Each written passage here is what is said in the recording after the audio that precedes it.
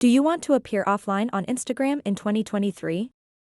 In this quick and easy tutorial, I will show you how to easily hide your online status and become invisible on Instagram.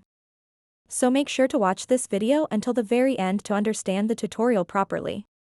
To get started, open up the Instagram app and then tap on your profile picture icon at the bottom right corner of the screen. After that, tap on these three lines at the top right corner of the screen. And then select Settings. Once you are on the Settings page, tap on Privacy. And then tap on where it says Activity Status. So now, if you have this toggled on, your activity status will be shown to every account you follow and to anyone you've messaged and interacted with. If you want to appear offline on Instagram, then simply toggle this off. One thing to keep in mind is that now you also won't be able to see the activity status of other accounts. So that wraps up this tutorial.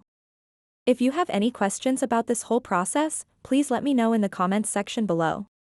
And if this video helped you out, please give it a big thumbs up and subscribe to this channel for more tutorial videos like this one.